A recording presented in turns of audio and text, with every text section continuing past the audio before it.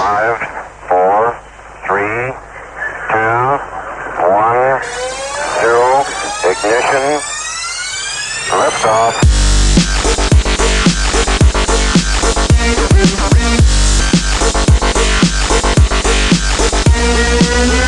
OffTheRopes.com. What's your legacy? Hi, and thanks for joining me for the Off the Ropes podcast. I'm Victoria, and I'll be presenting a weekly show bringing you some of the world's most inspiring individuals, but not just those who have achieved enormous success, specifically those who have endured hardship and adversity and overcame their challenges. Plus, I'll be speaking with experts in the field of nutrition, health, fitness, and personal development to extract their wisdom on how to optimize your performance, fulfill your potential, and learn how to get your life off the ropes. On today's show, US entrepreneur Bobby Edwards, creator of the Squatty Potty, Bobby and family revolutionized the way the world poops.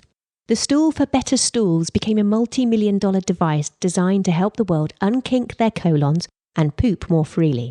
His enormously successful viral advert featuring the pooping unicorn received 70 million Facebook views and resulted in a 600% rapid increase in Squatty Potty online sales. Let's meet the man who found gold in poop. Hi, Bobby. First things first, what on earth is a Squatty Potty? Right? It sounds interesting. Well, it's all about proper toilet posture. And when using the bathroom, just as with other things in life, there's a proper posture for doing it. And we're doing it wrong. We're sitting to go. And when one should be squatting. Right. And anatomically, we're all the same. And we're designed to squat to eliminate. And that's the way it was for millennia, right? Until the advent of the modern toilet, which, had all these great qualities. It's clean, it's sanitary, but it has one major fault. It requires that we sit. Yeah. And that's where we deviated from the way Mother Nature intended us to go. And my mother was constipated, and she had, chronic constipation for most of her life. She had tried a lot of remedies, laxatives, which help, but then they cause other problems. And she had discovered the concept of squatting by a therapist who told her she should be squatting to poop. Yeah. And she tried it, but it was not that easy. And the stool that she was using was not perfect. So she enlisted in me to help her create the perfect stool for pooping. She loved it so much, and it worked. And that's how Squatty Potty was born. Do you have some sort of technical expertise in constructing this device? At the time, I was a contractor working with my brother, and we were doing a residential building. So, and I had been taking some design classes at the local university. So she's all, let's get on there and get on your CAD and kind of sketch me out kind of this, what I have in mind. And that's how it went. So how did it actually, so can you actually describe what a Squatty Potty looks like Sure. if no one here has yet seen one? Sure. So the Squatty Potty is actually a stool for better stools. And it's a U-shaped stool that fits around the base of your toilet, kind of like a horseshoe around a rung. And it, it hugs your toilet, and it tucks away when you're not using it. When you do need to use it, use the restroom, you have a seat, you pull the Squatty Potty out, and you use it to elevate your feet, which mimics a natural squat position, which relaxes the colon and allows for easier and more effective elimination. But how did you actually take that concept to the actual device that you have now? Sure. So we did that original prototype, and she started using it, and there were some things she didn't like. So we, again, went to fix that. And we went through about 5 or 6 different prototypes till we came up with the right size, the right shape. It was really custom built to her toilet, which is pretty much a standard toilet, though. They're ubiquitous, the toilet. It's the same thing everywhere, pretty much. Yeah. So we just designed it around that toilet. And after about the 6th try, she's like, this is perfect. Now I want you to make a couple dozen of them because I'm going to start giving them away as gifts because I love it so much. I have to share the secret with my friends and family. Slightly awkward gift as well, surely. Yeah, well, she's a pretty brave woman. Yeah. And she felt like she had a secret that people needed to know about because it really changed her life. When you're suffering and it's something so simple and so easy. And she felt it like her calling and her divine, this is what I'm going to do because it's so important. I'm going to start giving away as gifts. And this was before we had any idea that the business was going to even come about. So I'm like, and it is a funny conversation, actually. It's funny that we should be squatting to poop. Yeah. It's funny that poop is funny, period. Because it's not really funny, but it is hilariously funny. And, but it shouldn't be. I don't understand why we all have this really weird thing. Instinctively, as humans, we want to, when we're uncomfortable about something, we laugh, right? Yeah, very true. It's kind of an impulse that when you're shy or embarrassed about something. So I do it at funerals. Yeah, right. Always laugh. The most inappropriate really time. Oh, no. Yeah. Yeah, go on. One time I was invited to sing at a funeral, and I messed up the words, and I started laughing. Brilliant. And it was really inappropriate, so I just faked like I was crying. So did nobody else laugh? And it worked. It worked. It totally fooled them. Me and my sister were singing together. Anyway, that's a whole other... Aside, of course. Yes, go on. So... So your mum started handing these out as presents, and were they? It was a novelty and a practical gift, right? It was something that it was funny, and it was a bit of conversation, and it was kind of a white elephant. Did she wrap them with a big bow? I think she just wrapped a bow around the actual stool. At that time, they were made out of wood. Oh yeah. And the response was mixed, right? Yeah. Some people were like, no, thank you. Thanks, but no thanks. Or this is crazy. Or the response was, oh, that makes perfect sense. Well, it does, yeah. Let me try it. And sure enough, the feedback started coming back. Some of it months later, but some of it immediate. That, wow, this really works. Thank you, Judy. Thank you. This is a great. This is awesome. I love it, especially for people that are a little shorter. Or people that were suffering from constipation. I know that the immediate feedback came from my sister-in-law, who's a bit shorter, and she goes, I love it because my feet dangle off the toilet. This gives me support. And in turn, I'm eliminating more completely. And that was like, so it's funny and it works. And then I was kind of drawn to it because of that, because of the conversation about poop and the novelty of it. And we kind of started coming up with marketing ideas and the conversation, the narrative about it and how to sell it. Yes. And it really drew me to it. I was like, wow, if this really is as impactful as the feedback that we're getting and we're changing these lives, it's important. This is necessary. And let's do it. Okay, and was everybody, friends and family on board with your idea, or did you have any doubters that thought, no, don't do this. This is risky, don't do that? Yeah, we had both. Nothing really don't do it. They're just like, you guys are crazy. More like, what are you thinking? This will never work. You'll bring great shame on our family. Yeah. Enough. Luckily, we don't have that stigma in our family, so that wasn't really a part of the conversation. It was more like... we had always been entrepreneurs and, with entrepreneurship comes failure at times. So I know at that time my dad had a garage full of vending machines that he was going to make his retirement out of. And they were just collecting dust for months. And so I know my brother goes, this is another one of those things. You guys are crazy. I have a husband like this. Yeah, right. You're always looking for the next thing. Anyway. Yes, yeah. So this is kind of how it started. And then I had some background in web design. I worked for Fox Network here in the United States for a few years and did web development for the television shows. And so I kind of knew how to put together a website. We threw up a Squatty Potty website with the conversation about toilet posture, the anatomy. We had a doctor on board who kind of helped us.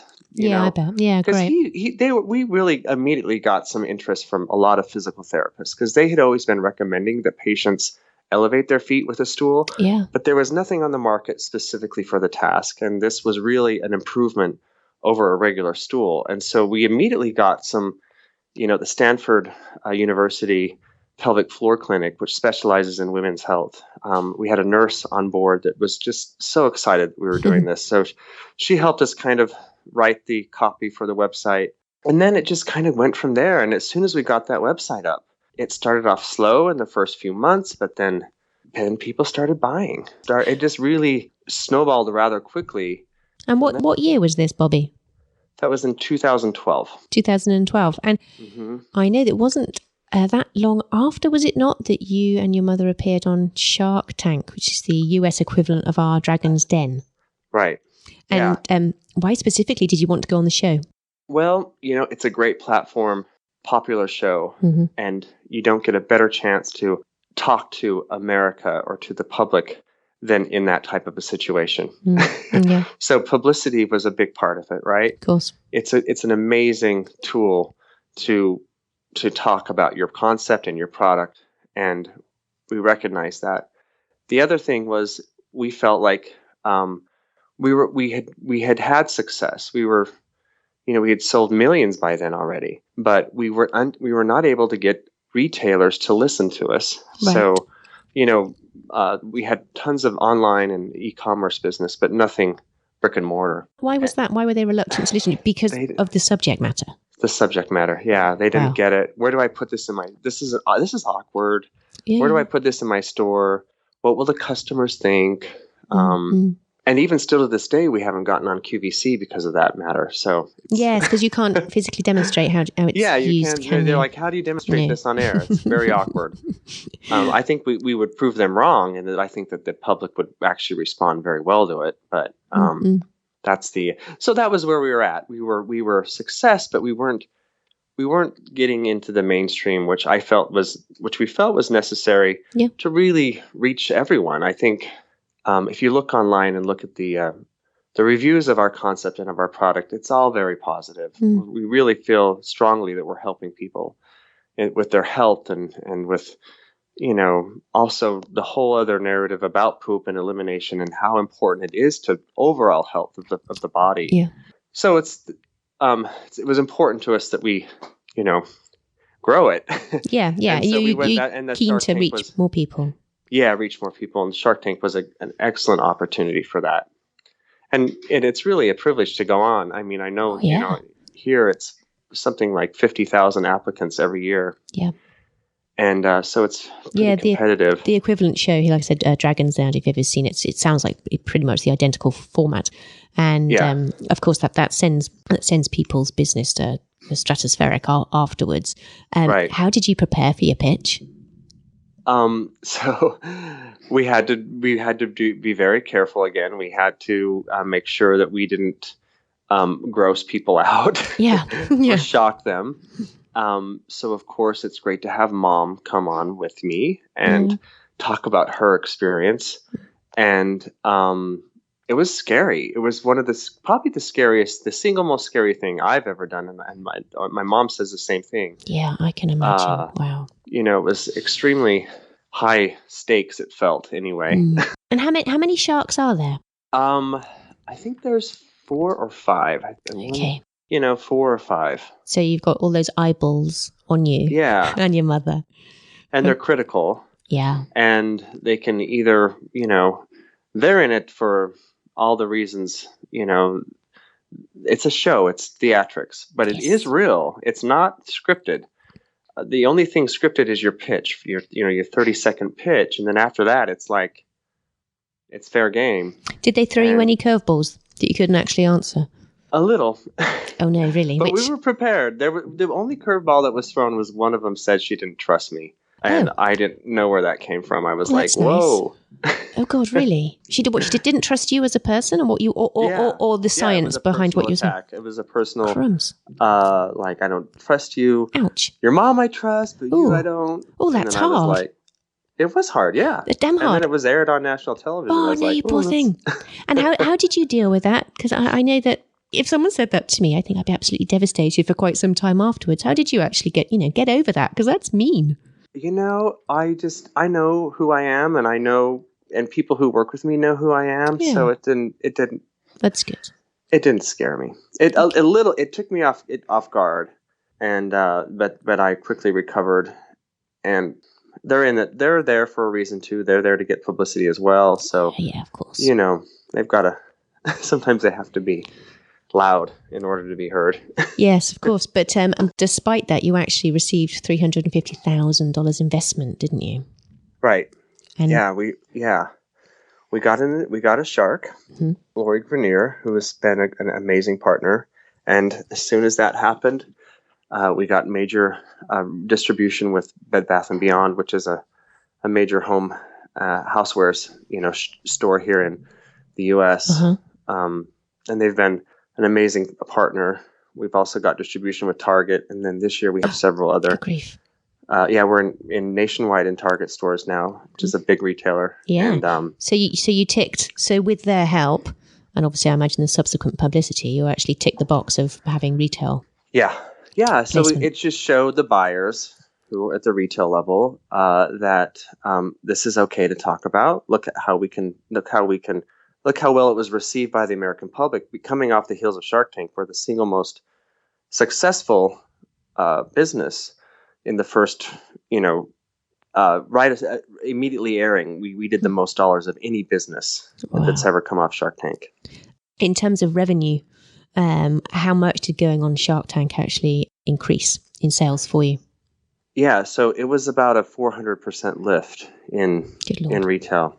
And I mean, in sales, immediately following Shark Tank. Yeah, we did several $1 million in sales in the first 48 hours, which is pretty unheard of. Absolutely. That's absolutely incredible. It just goes to show that people responded to the message that we had, Yeah, definitely. And it's surprising, really, isn't it? Because we're in 2016 now, and we're having this conversation. Like you said, man has been doing this forever, and also all over the world people squat, but we don't. And it's really ironic that now people are switching on to this, like, hey, actually squatting is what you should be doing.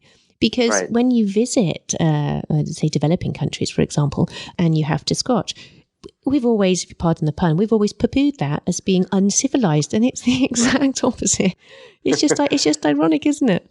Yeah. No, there's a lot of I don't think toileting is the only concept that we've gone away from that, and we're going back to now. There's a lot of movements, I think. Yeah, there is. Like even sitting, isn't there? I know, there's a lot of in work we have one of those desks. I can't remember what they're called. I'm sure that came from the States.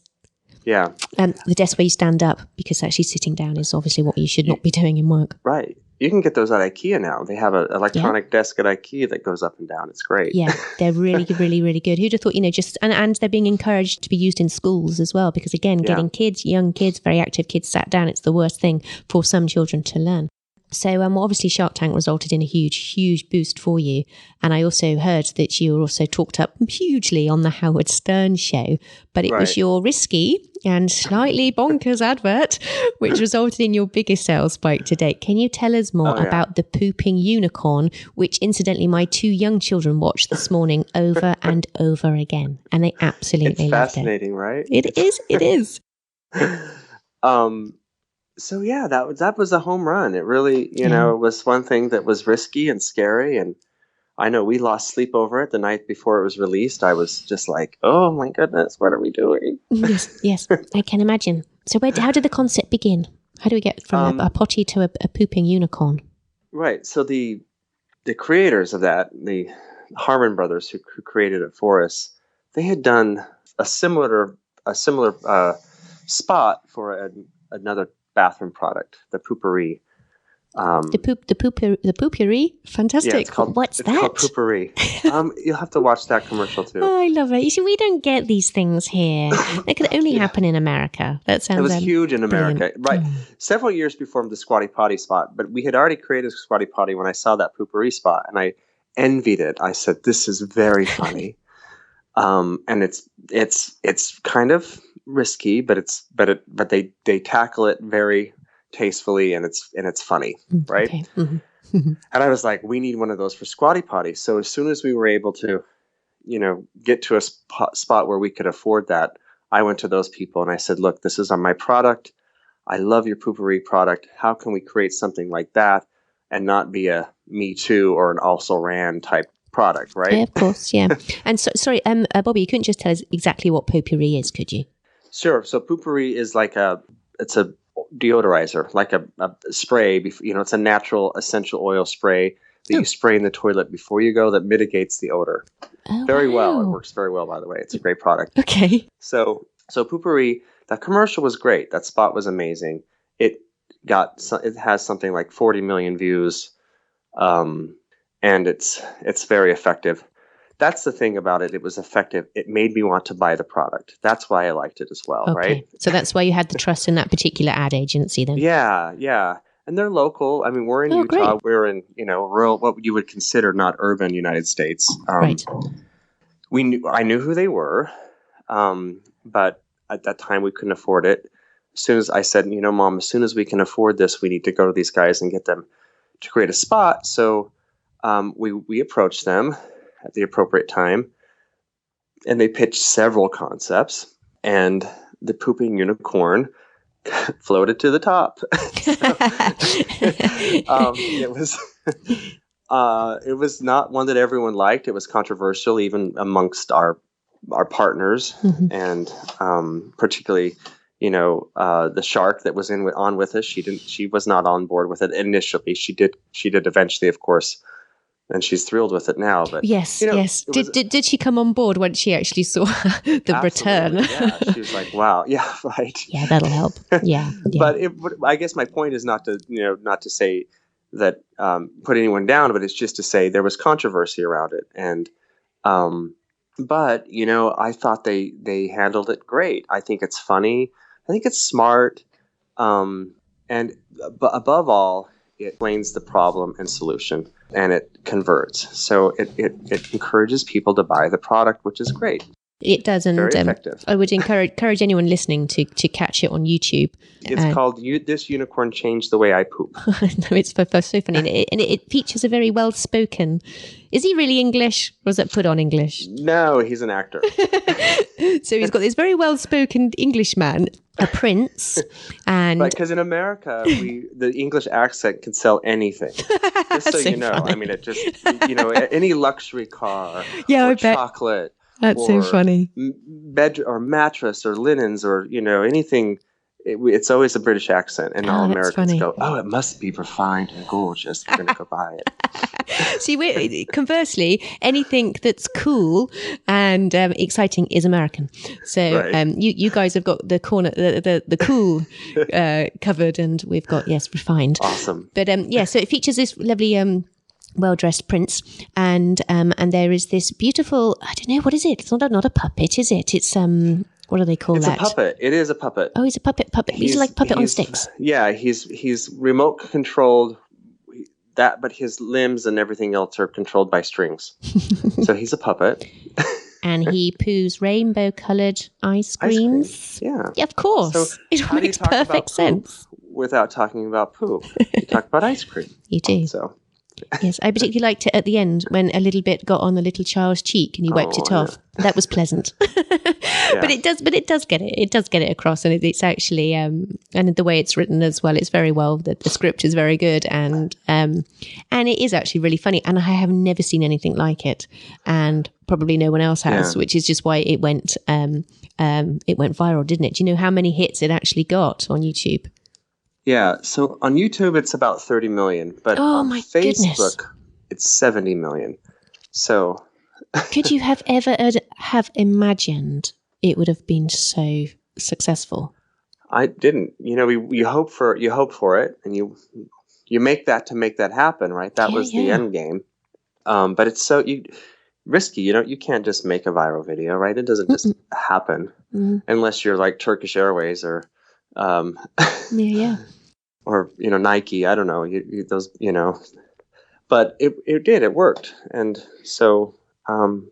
So despite all of the anxiety that it caused beforehand, it paid off massively. But how did you said that your shark investor was not for it initially, and I can completely understand why. I mean, it's so Oh, It's so absolutely. unconventional, isn't it? It's one hell of a risk. But so who made the decision to go ahead, regardless, go ahead in the face of other people saying, please don't do this? Yeah. So, actually, credit goes to my mother and my dad for trusting in me Lovely. and going, let's do it. So Brilliant. it wasn't a unilateral. It was me and my mom and dad. We called up the Harmon brothers because the project was the concept was all on the drawing board and ready to go. And we said no. And so then 3 months later, we went back and said, we have been losing sleep over this. We feel like we really want to do it. Let's do it. So it's, again, follow your gut, right? Yeah. And is when you have that inner knowing, and it's like my mom saying, I just feel so strongly about this poop stool that I'm going to be helping people. I've got to do it. And she thought, she just felt like it was really so important. So would you ignore advice again? If your investor actually said, please don't do, something else that you planned, would you continue following your gut? Yeah. Always. I would. And, I've been wrong before. Like I said, it hasn't always been success. Even within Squatty Potty, we've made a lot of mistakes. But I continue to follow that inner knowing, that gut sense that this is what I should be doing. And I think that's innate. That's important for everyone. Yes, absolutely. And everyone, I get asked a lot, as an entrepreneur, what's your advice? And I don't want to sound too cliche or too woogie hoogie, but it's just follow your gut, because that's where you're going to find your bliss. Yeah, absolutely. And like you said, even if you make a mistake, well, that's too bad. You carry on, don't you? You fall down, you get back up. You fall down, you get back up, and you just keep doing it. But fabulous advice. So following that advert, when did that advert air? What year are we in now? So October 2015. So just in October of last year. No, that's not that long ago then, is it? Phenomenal. So we're still riding that wave. Yeah, I can imagine you are, and I've just got the figures in front of me here. That advert was responsible for a 400% increase in retail sales and a 600% increase in online sales, which is absolutely staggering, which of course far outperformed anything that had come previously, even eclipsing the success that you had from Shark Tank. That's true. How did you cope with demand? Well, again, that's part of the risk. To prepare for that video and that release, we had to have so much faith in it that it was going to do well. And if it was, we had to make sure that we were prepared both with inventory, with fulfillment, logistics, and we invested heavily to make sure that was ready to go. And so it wasn't just the investment in this freaky unicorn ad or the chance that it might flop and leave an egg on our face for for our brand. But it was also a monetary investment in creating stock and inventory and opening up a whole new fulfillment center and a new manufacturing center in advance, in preparation that this is going to take us to the next level. So you anticipated a surge and you planned accordingly, obviously, as opposed to reacting too late and obviously being unable to deliver. Yeah, so our agency, the Harmon Brothers, prepared us. They said, if this goes like we think it will, and all things, they're kind of, licking their fingers and testing the wind, and they had a really good idea about this, and they warned us that this, and we followed them. We did, and so glad we did, because it was it was right before Christmas too, so it was like perfect. It was a demand. It was compounded with the demand for presents, and Squatty Potty makes a great gift. Yeah, I can imagine your stress levels at the time would have been absolutely through the roof. So how do you actually have any personal coping strategies for actually dealing with that type of stress? Well, just show up. My instinct is to bury my head like an ostrich, right? So that's me personally, right? So that's where I go. And I know a lot of people out there do that. But in spite of everything, you just have to get in the car. Well, I do, to get to work and get on that computer and show up. That's my strategy. Also take some time to yoga and meditate, or no, definitely family time, gratitude lists, those types of. Do you have a gratitude list? Yeah, I do. I work it. It's because it's really easy to get weighed down with things that aren't right. There's no better way to mitigate that with a simple list of gratitude. Sometimes you don't know how to like meditate. Like it's like you're so, Oh, yes. but you can always write down something you're grateful for. Yeah, expressing gratitude is an extremely valuable and simple habit to incorporate into your daily routine. Excellent tip. So you work, obviously, as we've established, you work with your parents. Are they still, all three of you, as active as always? Yeah, we are. We have an office. We have several people here now, couple dozen people here working with us, I'd say. Mm-hmm. And there's always, where do we go now? And we're in heavy stages for developing new products that make the bathroom experience better. Yes, more I was complete going to and ask healthier. you about, ancillary products. What else is in the pipeline? Yeah. So, without going too much into too much detail, we have a bidet that's amazing. Right. And a bidet is so important for keeping it's so much more advanced than toilet paper. I can't tell you what, but again, that's not big. That's not big in the UK. Big on the continent. And what's it like in the UK? In the US, are they used? Very few. It's still trending, but I feel like it's something that, since becoming a bidet user, it's like, why didn't I ever think of that? Of Same course. thing with a squatty potty. Isn't it? It's bizarre, isn't it? You have it when you've Yeah. do you have children, Bobby? 4 stepkids, but yes. Okay, so when you have babies and you have toddlers, Yeah. and you wipe them after they've done a poo, and then you put the wipe on them, and you make sure they're all clean. But we don't do that as adults. We use tissue paper. Yeah, and I think the big thing that's been hindering the development is that there's always been kind of a separate apparatus next to the toilet, or a very expensive toilet that's thousands of dollars. Well, we've developed a simple $40 bidet that installs under the toilet seat, and it's very effective. And it's a great device. Yeah. Oh, another revolutionary product for you guys then. And then other things, the whole gut health and importance of healthy bowel movements. We're working with some pharmacists and with some, naturopaths to kind of develop Brilliant. natural. We have a product now called Good Move, which is, a colon care product. It's for relief of, occasional constipation. Yeah. Sometimes the posture is not enough, and, it's a natural with aloe ferox and good stuff. My mom developed it. It's all, healthy, good stuff that helps you for that little extra help. That little extra help, yeah. And just going back to obviously what you said at the start of the conversation, the main problem with our toilets is, did you say that colon is compressed, restricted? Yeah. So it's designed that way to maintain continence, and you can't voluntarily relax that puborectalis muscle. Okay. You need to squat to relax that. That was the way nature intended. That's the way we evolved or designed, however you believe. But counterintuitively, I think I just trying to get my head around it. Moving forward, wouldn't I be more bunched up? No, it is. No. So if you look at children, if you have children, right? Yeah. You've always seen them taking a poo behind the couch, right? Squatting down. Yeah. No, I've never seen them do that. But no, but I know what you mean. They squat.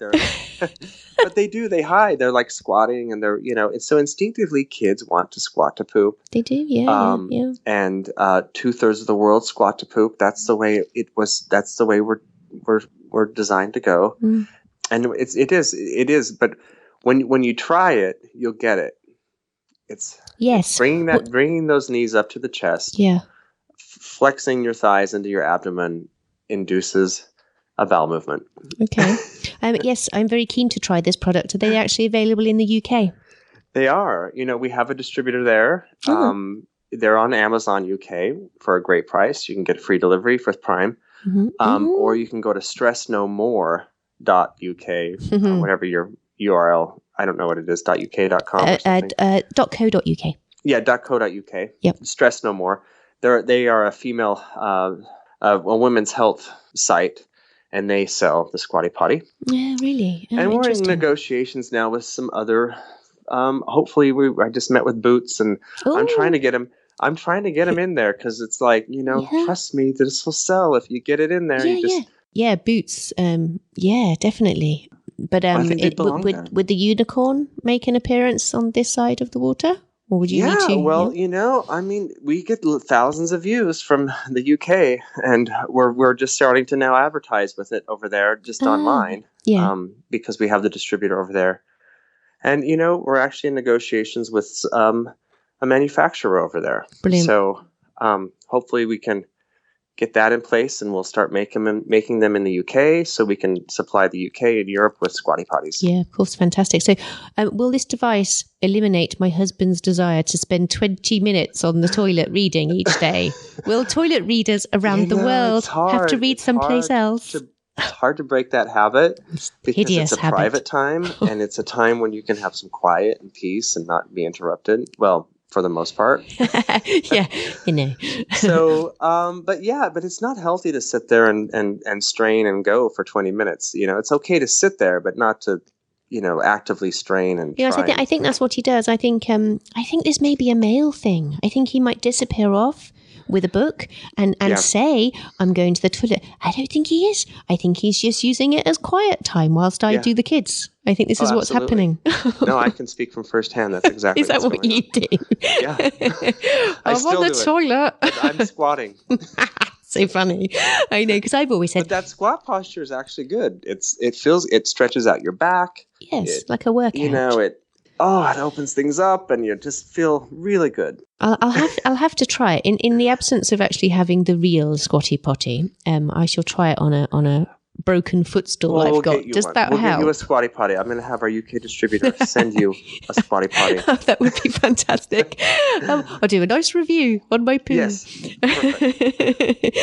That would be fantastic. Oh, I'm really delighted to hear that you're also making plans to emulate the success that you've had over here. That would be fantastic. I'd be really imagining you can start seeing it in hotels and restaurants. So. I hope it becomes as ubiquitous as toilet paper or Good grief, imagine. as anything else. That it's going to take some time. It's little by little. Uh-huh. I think the next generation we're starting to open up to these new ideas. Yeah, what a worthy cause. But also, like you said, if it can actually change an entire habit of the world, well, like you said, a third of the world, but that would just be what a legacy that your mum will have on the world, and you, of course, to be known for changing the bowel habits of the globe. So what does the future hold for you? What's the one thing that you'd really like to achieve with this? Revolutionizing or changing the way people poop. I think that's a great accomplishment, to be honest. It may sound crazy, but if it's for the better, and if we had something to do with that, just a little bit to start the conversation, if it doesn't end with Squatty Potty, but if it goes in that direction and people are healthier and people are happier, wow, that's a great imprint in society. Yeah, absolutely. That's fantastic. Yeah, I couldn't agree more. Bobby, where can we go to find more information about the Squatty Potty? squattypotty.co.uk. Oh, and people must check out the YouTube video as well. I thoroughly recommend that. And of course, the YouTube video. We have several, we have a Facebook as well, or just squattypotty.com. What's your Twitter handle? It's at Squatty Potty. Lovely. Well, wonderful. Thank you sincerely, Bobby. It's been absolutely fascinating. It's really nice to talk to an entrepreneur, especially from America, who's doing something off the ropes, but it's in such an unusual way. I mean, you're making a huge success out of poo, and I love that. I absolutely love that. And I wish you all the luck in the world with it, especially with your pursuit of boots and other places. So yeah, thanks again for talking to us. It's been a real pleasure. Thanks, Victoria. I appreciate it. And sincere thanks for listening today. Before you go, a small plea. We want to help as many people as possible discover their potential and overcome any adversity blocking their path. If you feel this episode could inspire someone else, please share it via the social media icons below. And if you're able to leave a review for the Off the Ropes podcast on iTunes, it will help us enormously to coax others to get off the ropes. And finally, if you'd like to receive weekly inspiring conversations drop into your inbox every Sunday night, please subscribe to the Off the Ropes podcast via iTunes or via the website. Thanks again. We wish you an inspiring day.